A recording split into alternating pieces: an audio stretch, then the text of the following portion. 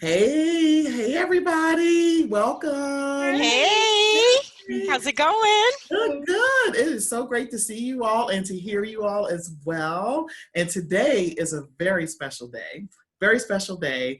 We have Caro Gomez and her daughter Maya. This ties in with our Trailblazer series here on the Heart of Chat podcast. Thank Yes. you, thank you, thank you, and welcome. Welcome to our special guests. So, as you probably have heard in our previous episodes, ladies and gentlemen, we have something called the Trailblazer Entrepreneurs, and we profile people throughout our podcast who we admire, who we look up to, people we've worked with, and folks that we just sincerely love. So, today's special guest, fashion designer Caro Gomez and her daughter Maya. We so happy to see you, so happy to hear you all. And yeah, so Shauna, please introduce your guest. You're very familiar with Cara and her daughter, and we are super excited. Yes, we are thrilled. Thank you for joining us. So, ladies and gentlemen, today we have Caro Gomez of London. She is my favorite fashion designer over in London. Her daughter, Maya Gomez, is following her footsteps. And so it was just only natural to have a show combined with our Hey Maddie segment so that we can kind of pair up our young entrepreneurs and, women empowerment. Why not? So, our Trailblazer entrepreneurs, I'm going to say it in my term, this is fuego work, baby, because that's what's happening over here. That's what's happening over here. So, Right. yeah, so you're in for a treat. And yes. Cara, would you like to introduce yourself and tell us a little bit about yourself? Yeah, I love that fuego. Yeah, because I think I totally relate to that every time you say it. I'm like, yes, that's it.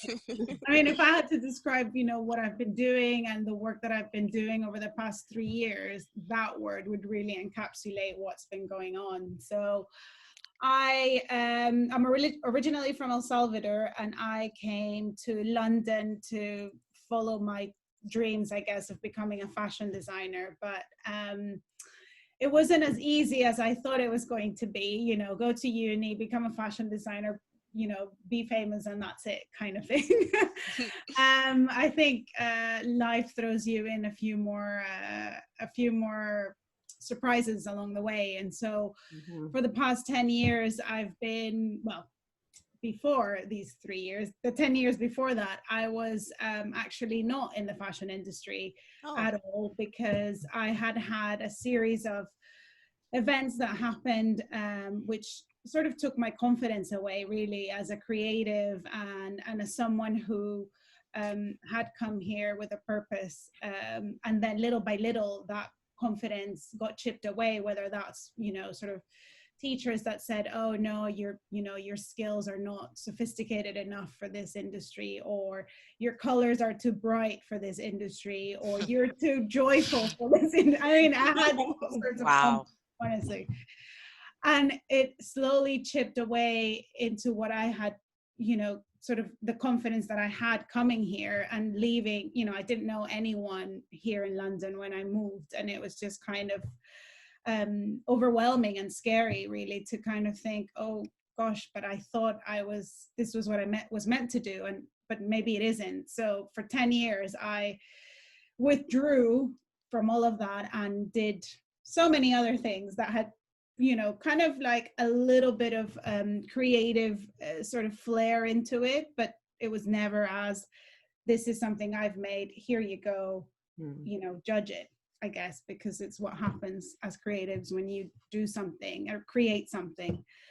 And I don't know, one day 3 years ago, I came to the realization that I wasn't fulfilling my potential, that I was selling myself really short, and it didn't make me happy. And, I have, Maya, and I have a younger little girl, and I was like, what am I teaching them, if I'm just here feeling sad and depressed after my property job, which had nothing to do with anything that brought fuego to my heart, So, and then that was kind of like a switching moment in my life. And since then, I've rediscovered everything that brings me fuego and embraced it and go with it 100%. And it's been quite a journey. And now I am a fashion designer and an inner goddess guide as well. Yes, I love that. It's the most recent thing, because I think ultimately my mission is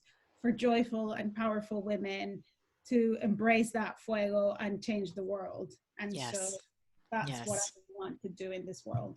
Yes. You often speak about your fashion and what it speaks to empowerment and women. And could you speak more about like how you tie in your ancestry piece to it and what that speaks and means to you?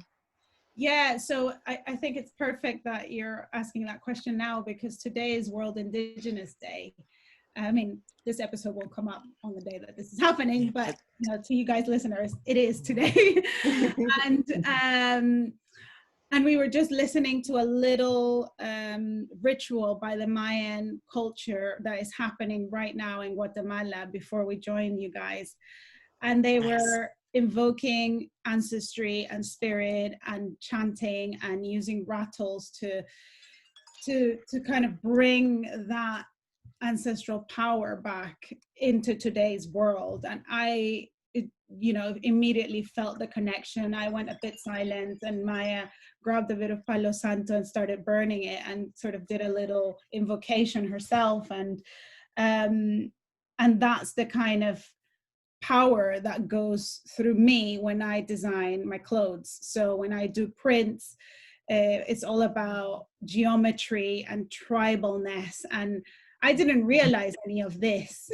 The perfect moment. Shauna. I gotta watch this episode on YouTube so y'all can see Shauna. Yeah, y'all gonna see. She's like embracing her inner goddess, and it's coming out. And yes, all my pieces have that in them. I didn't know that when I was doing them. It was just, I thought it was just doodles, but there is so much more power in things that we create through our hands that we give ourselves credit for. Sometimes we dismiss them as, oh, those are just doodles, in a little post-it note. And actually, they're much more powerful than that. And we are taught in school when we're this age that to be an artist, you have to draw something exactly as you see it in the world. And that's not true, at all. And I get goosebumps because I remember like a teacher saying that to me, literally, and I thought, well, then that must mean I'm not artistic, which is not true at all. So I'm kind of saying power to the doodle and power to the and the prints that come out, and are valid as an art form, and of course as prints for clothes. Wow. Wow, that's excellent. I love what you said about the creativity piece of this, Caro, because we talked about this in a previous episode. I think Shauna and Jeanette both brought it up. You have to draw something to be artistic and to be an artist. And I could not draw. I would tell y'all, I was not a drawer at all. I could barely do the little 3D boxes that we used to do with the lines back in the day.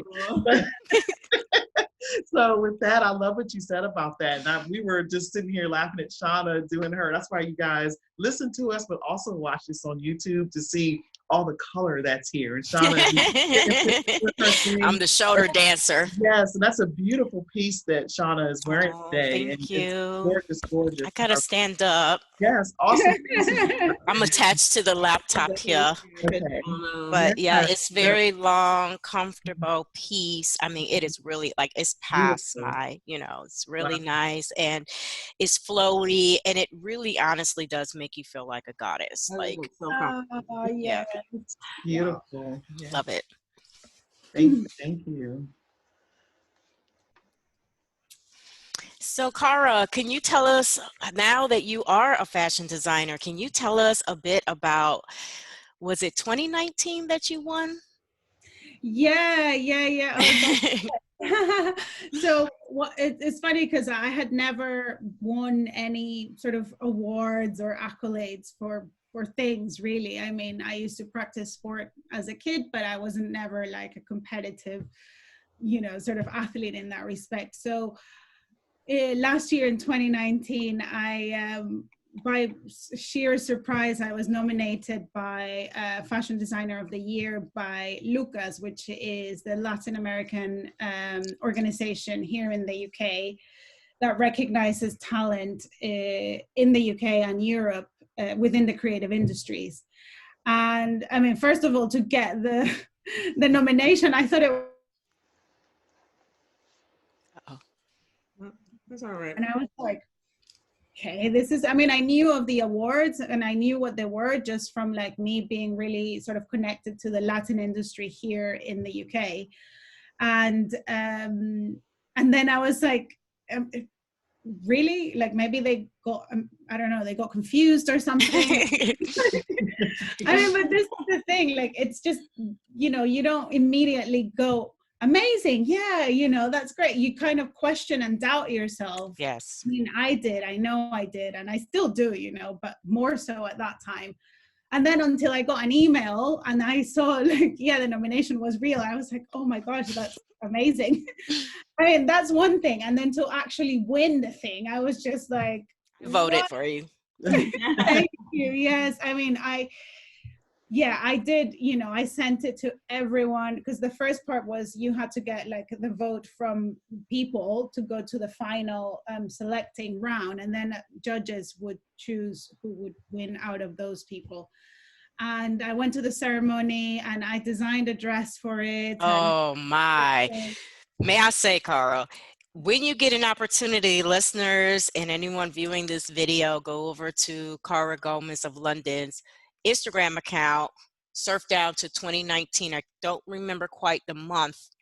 You'll see this beautiful pop blue goddess gown that she designed for herself.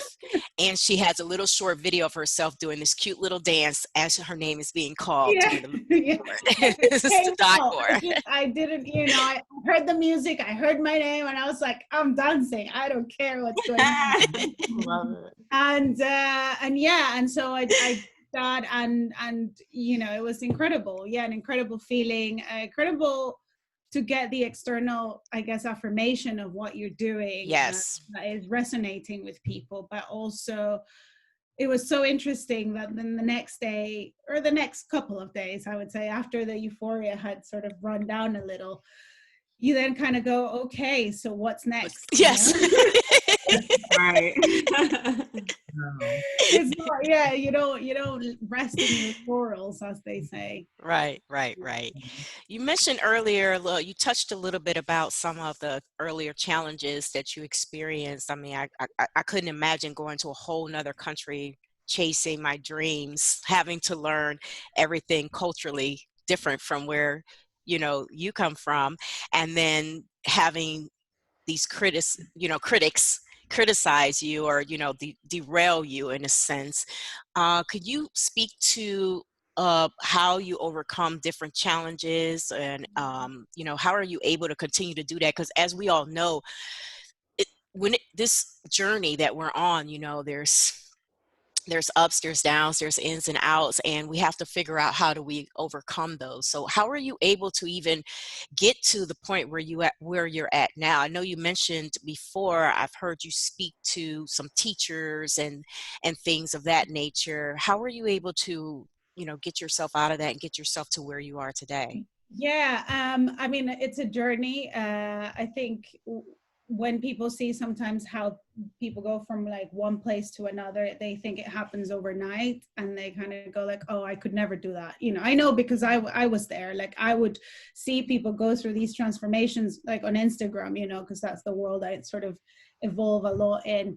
And I would say, oh, I could never do that. They probably, I don't know, have a lot of time. They probably, I don't know, create some sort of like excuse as to why they were able to do it, but I could never do that. But I think one of the first tools and things that actually helped me in that respect was to create a vision board, because I had been wanting to create one for like 2 years, and I had put it off and put it off and put it off, you know, like, I mean, it's a vision board. It's a piece of paper and some magazines and tape, you know, but it's so powerful because even before I committed to this journey, I took the magazines I had at home, which were not many, 3 or so. They had nothing to do with fashion.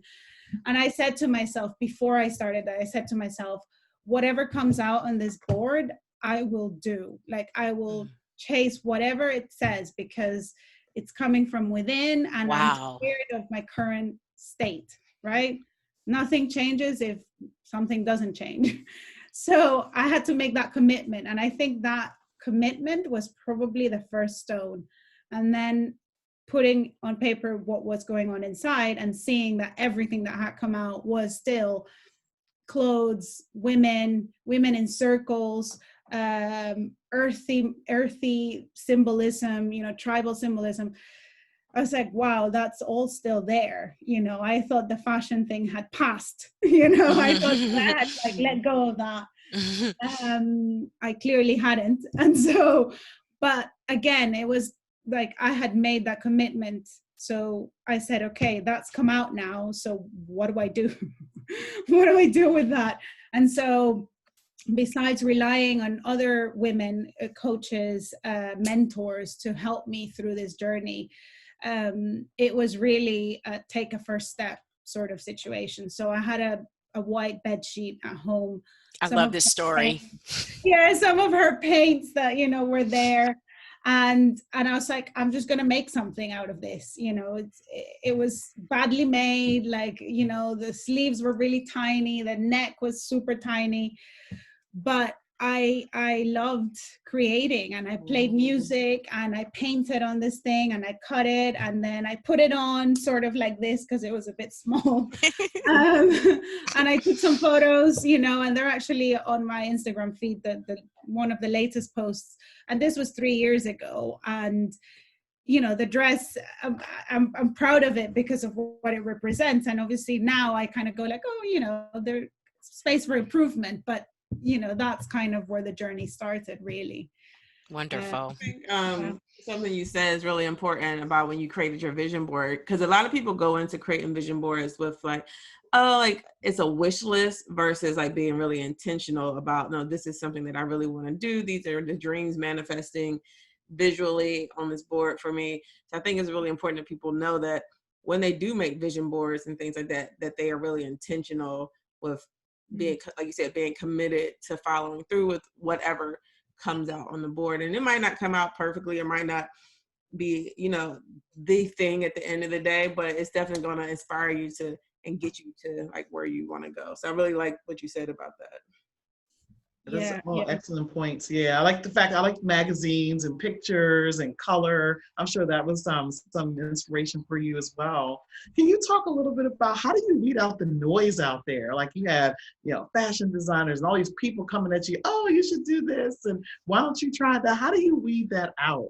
Yeah, it's very hard actually, because especially at the beginning, because you're so new to the whole thing, you start not only listening to people's suggestions of what they think you should be doing, but also you start comparing yourself to what other people are doing, and that's a very common and normal human thing to do. But I think creating awareness into what you're doing and creating awareness as to, you going into a comparison spiral is probably, I would say, the first step. And, again, with Instagram, I think it's a great platform, and I do love what it's done for me. But at the same time, if you're not careful, you can go the other side and spend hours comparing yourself to someone and not do anything for yourself. And that's happened to me, like many times. But first, I wasn't aware of it. It was, I guess, through doing my stuff that then realizing that I can't, I have to put some sort of blinkers or something in what you're doing and just stay in your lane, really, and follow your intuition with regards to what's happening. Because at the beginning, and I can tell, like if you're starting a business or you're going for your dream and you're going for it, I invested in PR, in Facebook ads, in we all did that, haven't we? Like because you start like getting all these like messages of like, oh, invest this much and you'll get this much, and I did, and I probably could have used that money for another thing now, but it was the way that you learn, right? You can't, if you don't, I don't call them mistakes. If you don't learn from these lessons, then going forward, I mean, now I'm like super clear, like where I need to invest my time, my energy, and Yes. my finances. Now I know. 2-3 years ago, I was kind of like throwing spaghetti at the wall, but I guess that's what needs to be done. No matter how much, you have a business plan and you have all these like structures around what you're doing and stuff, you're still going to go 3 years after, oh yeah, maybe I could have saved $2,000 in this. But, it's part of the learning. And I think it's okay. We have to allow ourselves to be okay with that process and not, kick ourselves afterwards. Like, oh, why did I do that? It's a learning. It's a learning curve. Sometimes it can be an expensive learning curve, but Definitely is a learning curve. We recently had an episode, How to Focus and Stay in Your Lane, where we talk about that a lot. Facebook groups and social media groups in particular, guilty. So totally get that, and slowly kind of unsubscribing so that you can be focused and stay in your lane, like you mentioned. So that's an excellent point that ties into previous episodes. It's just really important to know who you are, and coming into your own. It sometimes requires that extreme focus, and I really love that you made that point. Yes, if I could piggyback on that, we also had an episode called Owning Your Greatness, How to Own Your Greatness, or Owning Your Greatness, something to that effect. And you raised another good point. Sometimes we have a problem with accepting every part of life, especially the parts that we don't like. And I've learned over time, and I'm guilty too, it's really hard for me, but we really need to fall in love with the process of learning, because it's the process is where the magic really really happens and really speaks to us and helps guide us on our path and our journey. And sometimes we want to push that aside and just get right to the right to the places and spaces that we want to be at, but we don't recognize that we have to go through the process in order to be the best that we need to be at the right time in our lives. So I love that you also brought that up. The process is important, and we do need to start falling in love with the process of how life unfolds for us. The exploration part is really like key, because so I'm not a fashion designer. However, I did have my own handbags that I was designing and making at one point, and I was like, oh, this is what I'm going to do. I love it. I'm gonna have my own little shop. And if any of my people from Philly are listening, so there's an area called South Street. So I'm gonna have a shop, and then I'm gonna live upstairs. At the time it was just me and my one daughter. So I'm gonna live above the shop, and that was my dream. Then I moved back to South Carolina, and I signed up for fashion design courses and fashion merchandising. And I'm sitting in orientation, and I'm seeing all these fresh out of high school kids. And I was like, oh, no. I was like, I feel so old sitting in here. I was like, yeah, I don't think this is the route for me. Not the fashion design, but just like, I don't know, I guess the formal part of going through like schooling. And I like ended up talking myself out of going. But I say that because I was designing handbags. I was, taking pictures of stuff, and I was putting it on like Etsy. And that's like how I started. But then I was like, oh, I need a better camera. I love photography. So I need a better camera to take better pictures. And then from there, I actually ended up going into photography and not design.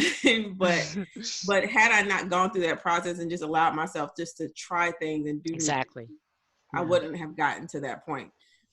Even with like designing websites, because that came out of it, because I was always like redesigning my site, and then I had friends that needed sites for their businesses. So it's just like following those different paths and those different ideals and allowing yourself just to go through the process. I feel like it's really important, because you just never know where it can lead, and how you can reinvent yourself going forward. So yeah, definitely excellent point. And we love, Jeanette, that you are the bomb photographer and web designer. And I'm glad that route happened for you, because we need you. We need you. Your media agency, all of that. We need you. Thank you for finding your way. Yes, we need you as we speak today. I got you. Don't worry. Yeah, for Oh my sure. goodness. Oh my Well, goodness. you have your lovely daughter Maya with you today. Maya. Yes, and one of our questions is, and we're all moms here, and we want to know, like, how do you balance being a mom? You said you have a younger daughter as well, and being a fashion designer. How do you do it all? It's not yet. It's fine. I think the thing to do, well, to be honest, like I have to say props to my partner as well because he does support a lot of what I do. I mean, I know there's lots of single moms out there who also do this stuff, and I'm just like, oh my gosh, you're like incredible women, because it's hard already with having the support of a partner, but then he does help me out with so much, not just like house stuff, like supermarket cooking, or like picking them up and taking them to their summer things. And well, now with Corona and all that added layer, it was full on house mode kind of thing. And how do we separate that? So we were really clear. We had a really clear structure as to, okay, my time is between this time and this time in the morning, and then you do the lunch, and then I come in, and then I do the afternoon, and you go and do your thing in the afternoon, and then at night we sort of split, on a one day me, one day you sort of thing, one night. So that's kind of in this period we had a really clear structure, and it changed a lot of times because then she had school at some points, and then the little one didn't, so it required more time to manage that. But beyond that, I think it is really about being sort of compartmentalizing. I said that right, I think. Your day, and saying, okay, from these 2 hours I'll just focus on this thing, these 2 hours I'll just focus on this thing of my business. And also because I know, like, I love spending time doing the creative side of things, but I need to sit down and do the numbers as well. So yes. So I do allocate, what I like. When you're creative, you just want to do the creative things and the numbers. But those are important. That's when you're a business, because now I have to sit down and look at this and taxes and paperwork and all that. Exactly. Yeah. Talking to clients. and I find that I have to make it interesting and fun for me. Otherwise, I don't get inspired to do it. So I have Money Mondays, which is when I do money. Mondays. And I do it with colors. I do it with like markers, almost like if I'm designing like my money sort of stuff. Because otherwise it just doesn't happen. Exactly. And everything. Exactly. Like that. Money Mondays. I like that. Very nice. Can I ask you a question about, I know we talked about our passions and how, like, as adults even, we kind of push aside like the artistic side of ourselves. How do you cultivate that? Okay. You all right? That's the worst. I hate those feelings. That was sweet.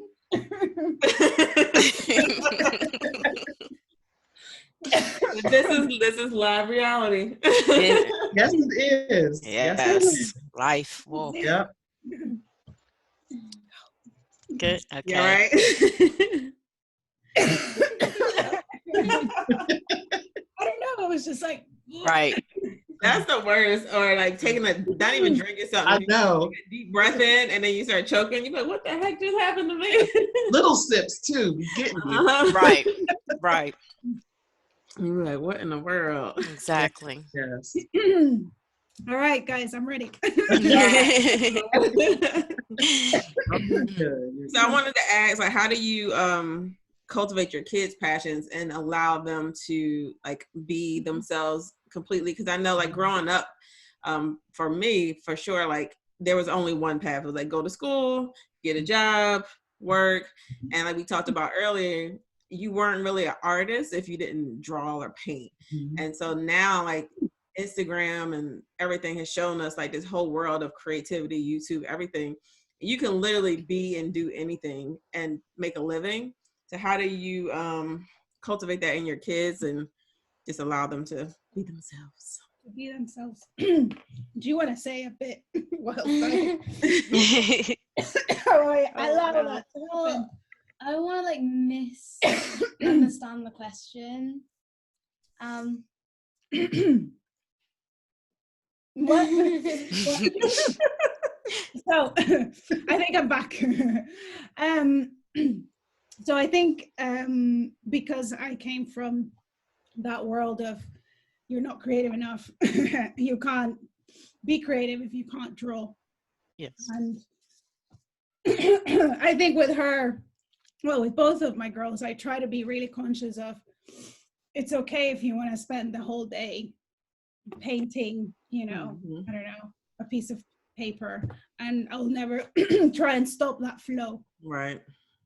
Montessori, I think it's probably a big influence in how I try to parent and do that, because they're both going to Montessori, well, not anymore but they went to Montessori school, and there is a big influence and understanding of following the child and letting them explore an activity for whatever time it takes, because they're in the flow and they're developing and learning and doing what is innate in them. But we as adults, or even I'm very passionate about this stuff and how schools were created to indoctrinate people into becoming machines and being able to work 9 to 5 and say yes and do this and agree with what's being said without challenging or changing, or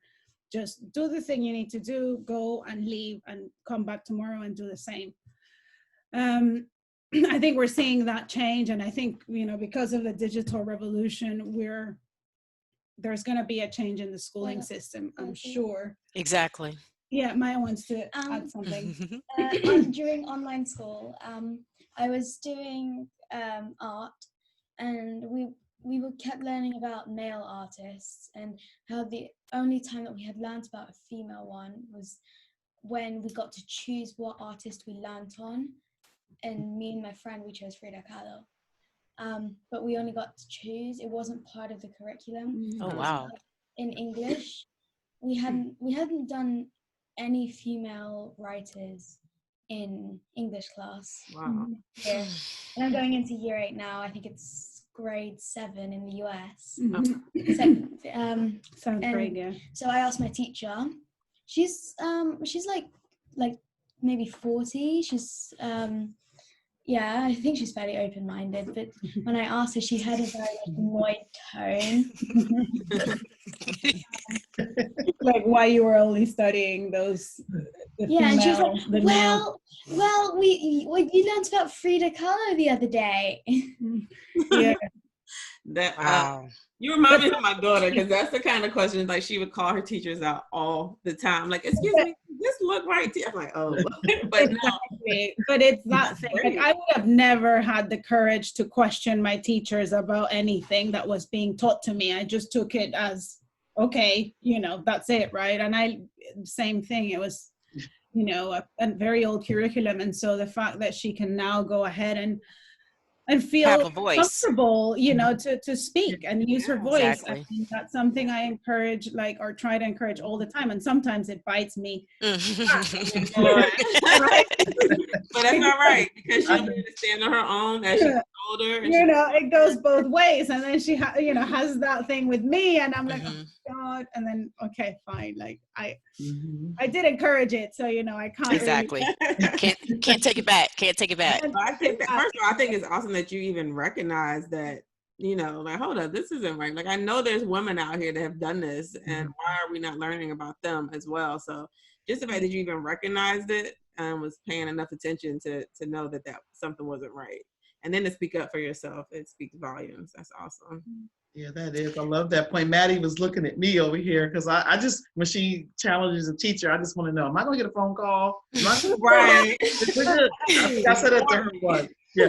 Like, is she gonna call me? But then she told me the answer that she gave the teacher. I'm like, ooh, Maddie was right. Exactly. So, They yeah. have so much inner wisdom, Exactly. And we're raising them to be, global citizens, Yeah. right? Yeah. Worldly minded and open to, they're already have access to all of this information. Why are you teaching me a one-sided deal? So they're actually in a lot of trouble today, because before we didn't have that. We didn't have the internet. We didn't have all of these things going to school. At least I didn't.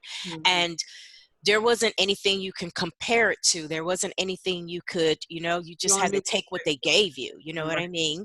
So, yeah, I think this is a great segue to get our Hey Maddie segment started. Yeah, because I know we jumped the gun and we brought Maya in with her mom on that last question. We definitely would love Maddie to bring her in and, get to know Maya a bit. Hey, Maddie! Hey, Maddie! Hi, Maddie. All right. Go ahead. So first things first, nice to meet you, Maya, and may you please introduce yourself? Hi, I'm Maya. I'm 12 years old and I live in London. Okay. Oh, sorry. So seeing your mom becoming an entrepreneur, did this inspire your journey to entrepreneurship? If so, how? Well, she's always been very sort of had that very big sort of atmosphere around the house, like I want to buy like a little chocolate from the store, and my mom said, sure, I'll give you half the money. How do you want to make the rest? It could be just finding some spare change around the house, or it could be making some cake and just setting it around my street. And she's always kind of encouraged that, and just watching her make her dresses and paint them, it's kind of been really empowering in that sort of sense. Yeah, very nice, very nice. So what inspired you to become an entrepreneur? Well, yeah, like I was saying, buying my sort of making my own money always gave me a sort of sense of freedom and just choice, because there are some things that my mom wouldn't really buy me, get me or be. She's bringing it all out, Caro. She's bringing it all out. So yeah, I would do my mom's makeup for a photo shoot. I'd take some pictures with her, or and she would charge me for it. Fair enough. Familiar. Yes, it does. What are some of the businesses you had, and what are you working on currently? So the first sort of business I had was a glitter tattoo sort of thing at my mum's stall in a festival. And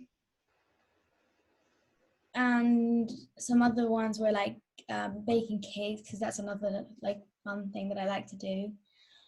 And the clothes? Yeah, that's the one I'm kind of working on right now. Oh yeah, sorry. Yes, that was the question. Yeah, so right now I am working on tie-dye tops like this. Don't know if you can see it completely, but they're circles on these. So you know what I have to do, ladies and gentlemen. 1 second. See, Shona has a one-of-a-kind tie-dye Maya Gomez original. So nice too. I was like, oh, very pretty. Yeah. And ironically, it looks like it's admiring Maddie, because because Maddie has a tie-dye, doesn't she? Yeah. Really pretty. Right on time. Yes. Right on time. Yeah, so Shauna will be back with us. Maddie, did you want to go to the next question here? Ah, there we are. That was quick. Superwoman. That is Hey. Did you have a phone booth over there? Right, like, No. So this is one of Maya's creations. It's one of her tie dyes. And what I love about Maya's business is that it's we use the word recycle over here. Do you Upcycle. upcycle? Is it upcycle?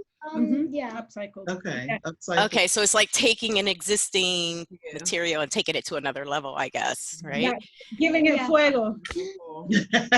I love that. Giving it a new life, new life. Yes, yes. What are some? What are? Oh, I already did. Okay. What advice would you give a young person who wants to get started with their own business? Well, make sure that you calculate your profits properly and like the costs, because I mean, I know what I would do is I would calculate my time as part of the profit and not the actual costs, which is like the time it takes me to make an item. And I wouldn't really, like, I would just make it part of like the costs and wouldn't even really look at it very much. Like I would just say, yeah, okay, maybe like £1 for, like, I think that took me like, how long? I don't know, a few hours. Yeah. Yeah. So it's important to calculate your time. Yeah. And make sure you do something that you really like, enjoy, and Well, now we're closing because the computer here just popped up with something that is a bit annoying. do something that you really enjoy, Mm. because otherwise there's just really like no point. It's very like, it's the whole point of starting your own business is really to do something that you will enjoy and you will want to go through. Of course, you can do like experimental ones, you have this idea, you want to go through it, you want to see if it will work, but then do something that you think you will enjoy. And obviously if you don't, you can do something else, because it's such a big business, especially like someone my age, there's so much time and you have space to learn, and it's not like, okay, if you make a mistake here, you can't go any further, you have to, Yeah, you can experiment. Yeah. That's a great point. So I interviewed Maddie and Maya on IG a couple weeks ago. I had a Young Entrepreneur series, and I think I interviewed you ladies a week apart. And it's amazing that you just said that, because Maddie, could you speak to that? You speak a lot about your time, and you're working on your lip gloss line at the moment. Yeah, so I am working on my business. It's not fully launched yet, but the reason why it's not fully launched yet is because it takes time, and so I'd have to be really patient with it. And normally I can be patient, but sometimes I don't like to be patient. You're just be ready to get started, right? Like, I just want to sell it already. I can totally see Maya's clothing on a runway and Maddie getting the makeup and the hair going on. I could totally see that. Yeah. Collabs are key. Very, very cool. So Maya, I have a question for you about your design. So like when you're thinking of new designs, is it kind of like you just look at the piece first and then figure out like what you want it to become, or do you have an ideal already and then you go find the pieces that you want to make it with? Well, I mean, when I started this one, like with this top and the one that Shauna has and a couple here at back, I kind of just did them on the spot with like techniques that I've used before. But I kind of saved, like, for example, I had a Prada top that, it's a high-end, it's a luxury brand. So I wanted to do a design that would really kind of suit the name, or like, like Prada reminds me of pride, rainbows, happiness, brightness. I mean the colors didn't necessarily weren't like super strong, but they were there and you could see them. You've sold that one now, otherwise they would show it. Could you show us one? Do you have one behind you that you can show? us. Yeah, just that one, I think. Yeah. Oh yes, I remember that Pretty. one. I like that. And that is it yellow and blue dye on there? Yeah, it is. Like a Very very beautiful. light blue, yeah. Very Okay. pretty. Probably use that you could probably reverse that if you just took the tag off, huh? If you wanted to. Shauna, she's I'm always trying to find know. different ways to use material. Yeah, for sure. I love fashion. I love everything about it. It's Yeah. beautiful. It's just a way that we can speak our inner selves on our outer appearance. Same thing with hair. Maddie goes through a lot of different hairstyles, and she also with the her lip gloss line, and just doing. She has these clips in her mom's hair today, and it's just like amazing. I've never seen Linda with clips in her hair, and I'm like, wow, this is different. And she's like, oh, I let Maddie do my hair. So yeah, I just think that the whole expression thing on between fashion and everything that we do on our outside just represents how we feel on the inside, and I think it's important to tie that in with ourselves. So For sure. great job. I think like it's something that we're, maybe it's our generation that's allowing as well our kids to do that, because I don't think this would, kidpreneur is even a very recent word because Yes. it didn't exist before. Mm-hmm. And I think that we normally think like, oh, children, go and play or something, go over there. And this is play, all this is play for them. And and I think it's awesome that, we have like 2 young entrepreneurs here who are already exploring and playing around. And I don't know, I'm just like, this is so much more fun than sitting in, I'm not, not to diss schools, but like Right. sitting and learning, I don't know, the radius of a circle. Like, Yes. I know it's important knowledge because it still helps our minds, but hands-on experience is just so powerful. Yes, it is. And there's nothing like it. And everything that you learning in the practical curriculum, you can learn in a creative sense. So both of these ladies understand the financial piece to their business already. I was a young entrepreneur, but I didn't really get all of that. Yeah. You know what I mean? And I know it's a different time. We speak that, you hear that lingo all around. So they are getting educated in a different, in a different way, in a different sense, but they're still grasping it. And they're understanding like how important it is. So I'm considered a child whisperer. I've been in the classroom and now teaching on wheels. And I truly believe that your basic curriculum can be turned into a creative way in which you can meet the child where they are, who they are, and what they bring to the world, their zone of genius. So I'm just so proud of you ladies. I really am. I really am. Because I'm telling you, I can't wait to see you ladies 5-10 years from now and what you will be doing and bringing to the world. It's awesome. Thank you so much, Maya. Thank you, Maddie. Yes. So part of what we do, Cara, also is we do a call to action for our audience. So what that means is one thing you want people to take away from the episode. And so it could be something you want them to follow. It could be a phrase. It could be a book. So what would you want our listeners to take away from you today? I think to understand that it's okay if you don't know exactly what you want to do right now. Because I think like I remember being really overwhelmed with this thing of like, you have to find your passion, you have to find the passion, you have to find the thing.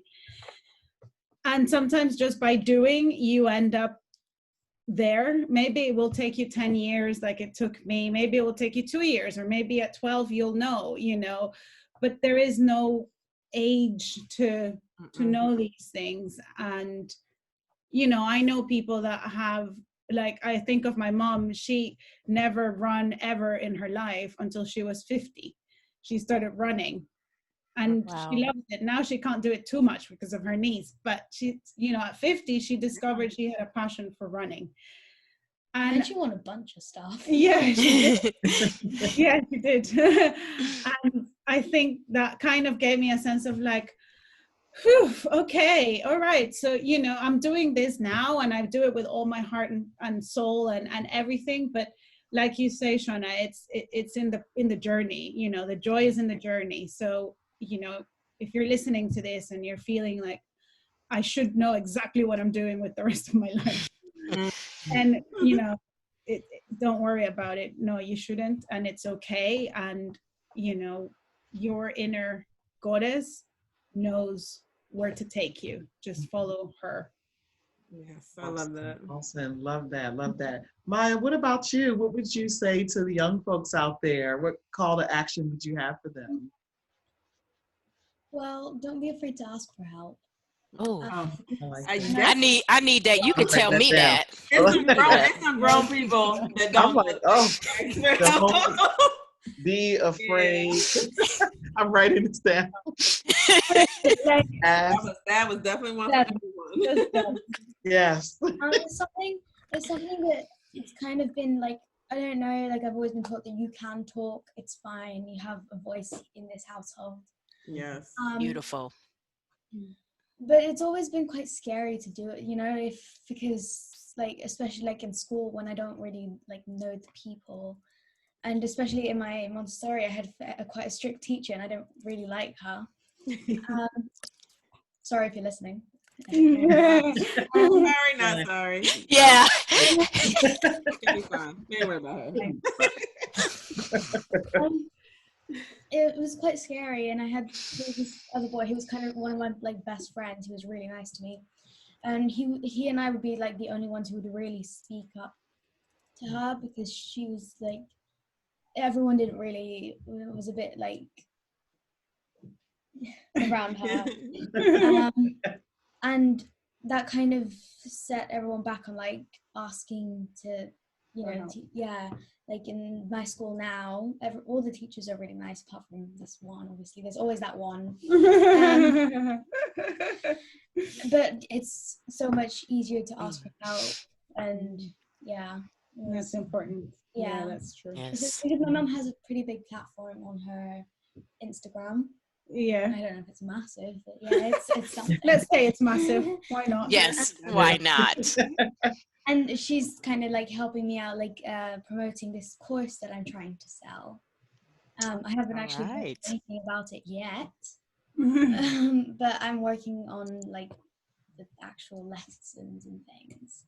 And so she's like helped me so much with that, and asking for help. Yeah. Oh, that's exciting. Well, we look forward to hearing more about that for sure. Yes, let us know how we can support and share and get the word out for you when you're ready to launch it. Yeah, very exciting. What about you? Yeah, it's about sorry. Hey, what it was about. It's just like kind of about how to launch a business as a teen, as a young teen. It's kind of aimed at 10 to 15, and just that's awesome. Wonderful. Do you have a date in mind already for when you want to launch it, or? Oh, we started working on September, around then. Yeah. Okay. Yeah. We've kind of just started working on the idea and stuff. So. Lovely. Cool. Caro, could you plug in really quickly about your program you just launched? Yeah, so I just launched the How to Reconnect with Your Inner Goddess, and it's a 3-month transformational program to basically get in touch with your inner goddess, because we become disconnected from her through life, you know, through those critics that sometimes come along. And it's basically what I've learned over the past 3 years that has taken me from, you know, being sad and crying, watching Netflix, to launching my fashion brand, my textile brand, and feeling empowered to talk about ancestry and tribal power and women spirit, you know. So that transformation condensed in a 90-day program, really. Yes. I'm signed up. Yes, Shauna. She's a trailblazer, Shauna, because she Gracias. started it, and then they all started following. Gracias. Very nice. Yes. We'll be sure to include that in our show notes as well. Yes, and also what Maya mentioned too, we definitely look forward to your program as well. Yeah. Yeah, It's for a sure. 1 month program to Okay. basically go through like an hour lesson of how to start your business as a kidpreneur. Awesome. That's so Yeah. cool. Love it. It is. Yeah, thank you for sharing, ladies. Jeanette, what about you? What about a call to action for our listeners today? Mine's is specifically for moms, parents out there, grandparents, whoever is raising young people. Is just to allow them to explore, allow them to be themselves. I have some very opinionated young ones and an older one, and I just feel like you should let your kids express themselves. My daughter, when I was little, I was like, oh, what do you want to be when you grow up? I want to be a lawyer, because lawyer, doctor, teacher, nurse, like those were like really it. Like they didn't tell you anything else. Ask my kids what they want to be. I'm gonna be a soccer coach. I'm gonna be an artist. I'm gonna be a hair artist. I'm gonna be a model. And it's just like, you're gonna be all that. Yep. I was like, okay. Like I'm not gonna tell you no. You can do whatever you want to do. Yes.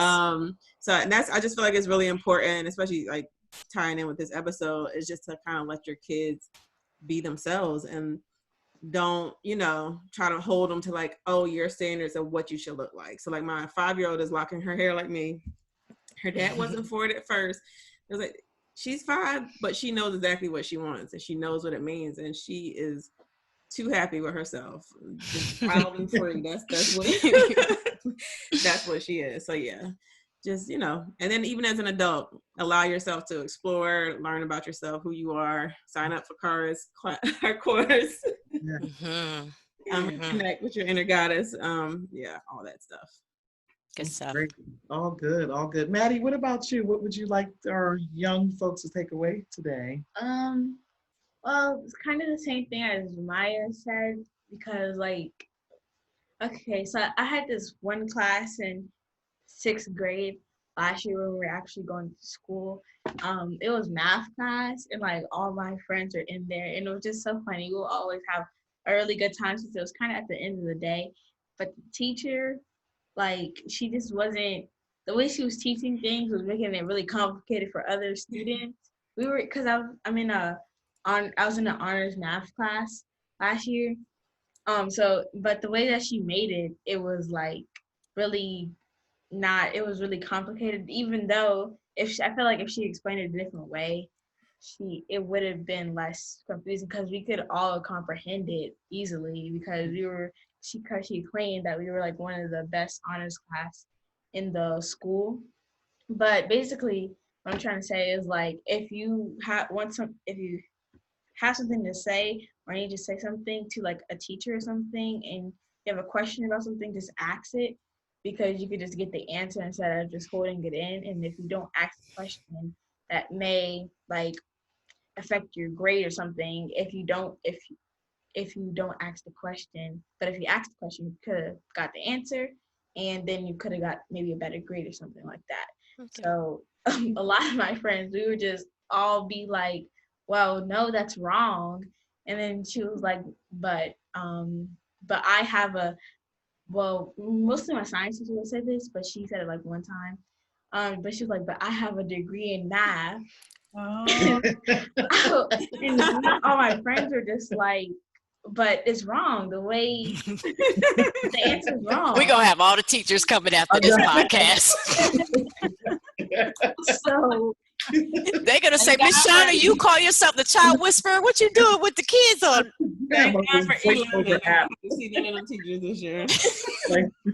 So about that episode.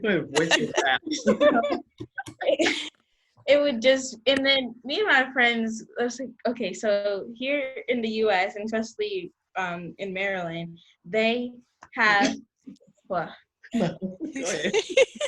they write you up if you are doing something that's not what you're supposed to be doing, or sometimes they just write you up for the worst reasons. So me and my friends got written up a couple times because we did something like that, especially in her class. We were just telling her, well, that's not right. And then sometimes she'll flip-flop the way that she's teaching stuff, and the math that is taught these days aren't the best. So wow. Yeah.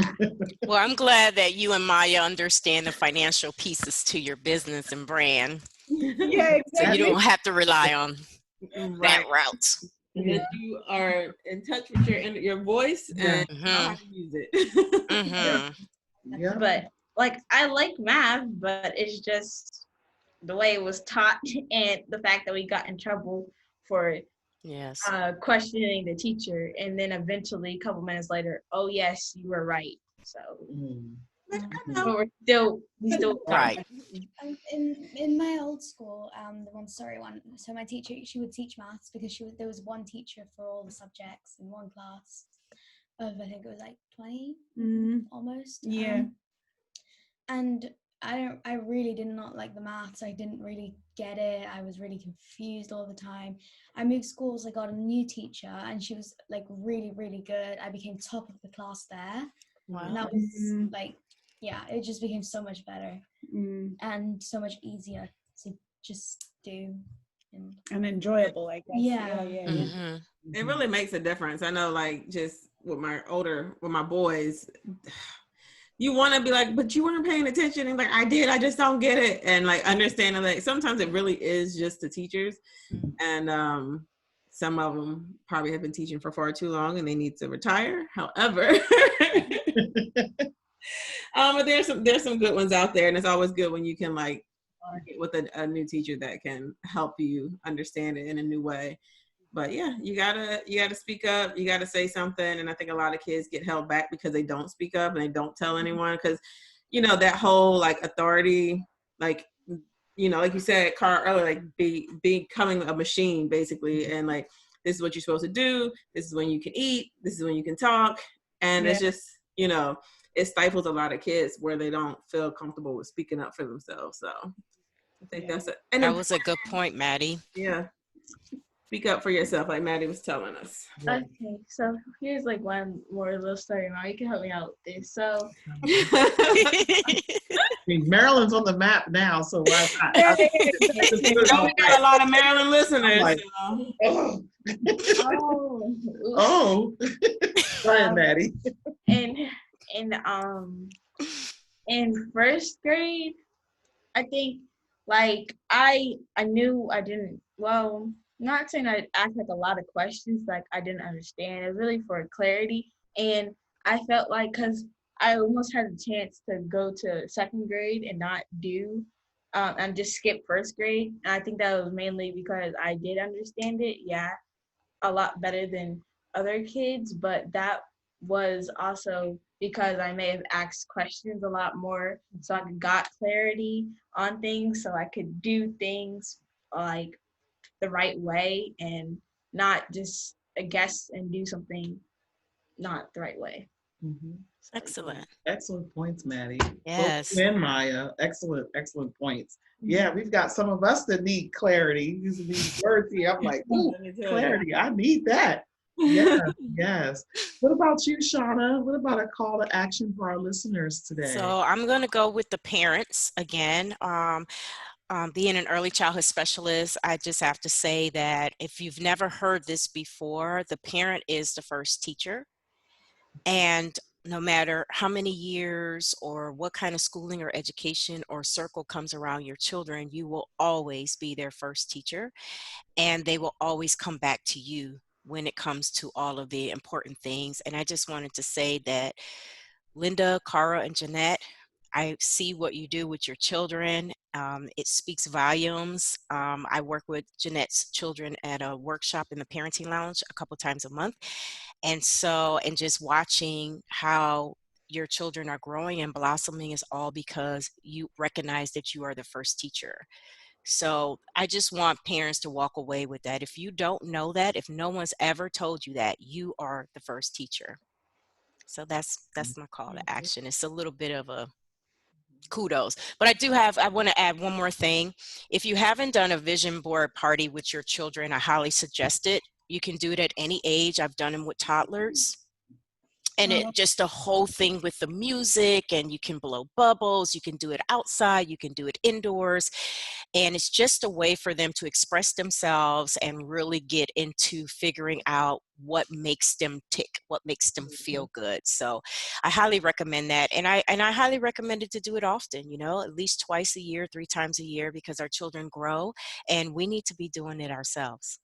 My kids did it with Shauna, my 7-year-old and 5-year-old, and they loved it. And the 5-year-old keeps, because I have extra boards left, she's like, can we do another one? And I'm like, and it was so interesting to see, like my 7-year-old, she put Eiffel Tower on there. She said, I'm gonna go to Paris. I'm like, you're 7, who told you about Paris? I'm gonna go to Paris, I wanna go to New York, I wanna go to Hollywood, and I wanna go to Hawaii. So she put like all these places on there and that she wanted to go. And then of course, like all their art and basketball and soccer and all those things, and they both put puppies on there, but they both think that they're going to get a puppy soon, and I'm like, one day, not right now. But yeah, and I had never thought to do that with them before Shauna's workshop, and it was just really eye-opening to see like the things that they desire and that they want to do, and I was just like, oh shit, so this one is a traveler, okay. And yeah, and the little one, she's definitely gonna be my spontaneous, just do her own thing, and her dad's probably gonna be like having anxiety attacks around her. Awesome. Linda, what about you? What's your call to action for our people? Yeah, I mean, just in the interest of this topic and everything that we discussed today, I'm going to recommend our listeners, if they haven't already, go back and listen to episode 2, Pursuit of Your Passion. Caro dropped a lot of gems today, and it ties in with a lot of our episodes and sort of, going down, trailblazing that path of what you've dreamed of, whether you find it at 12 or you find it at 42, right? Yes. You can definitely do that. So I would definitely recommend that. And please drop any comments or, questions over on our Instagram, comment on our website as well. Definitely encourage you to do that, because there are a lot of good gems here today. We definitely appreciate Caro and Maya joining us, and just from our experiences as well. We just love to share all of this with you all, for sure. So, Caro, do you want to tell us where we can find you? I know we mentioned it a couple times in so today, but could you give us your Instagram handles? If you have a website, we'd like to include this in our show notes. Yes, so carogomez.com is the website, Caro, and then Gomez with a Z. That's how you say it in the US, right? .com, and then Instagram is at @carogomez_London. Okay. And that's where you'll find me. I'm always there.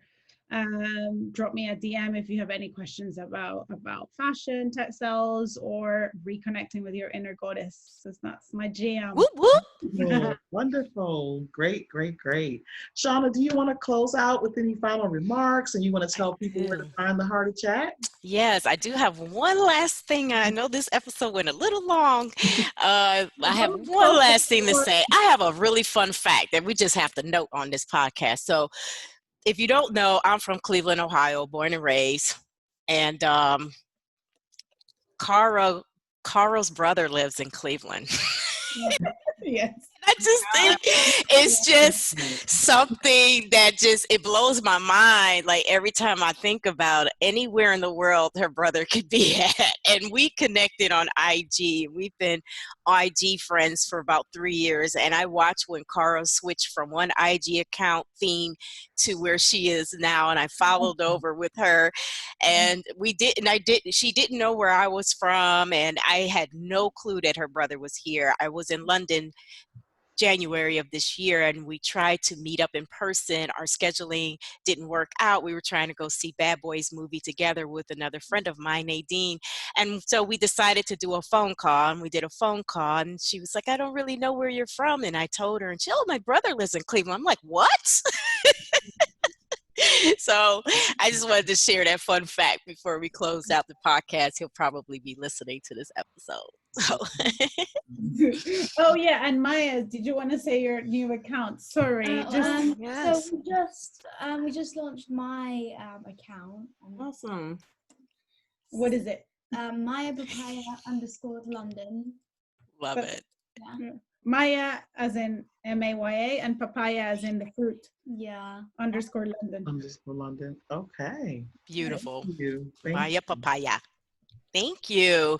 So, ladies and gentlemen, thank you for listening to this show. We are so excited to have our special guest today. Thank you so much, Caro and Maya. We appreciate you being here.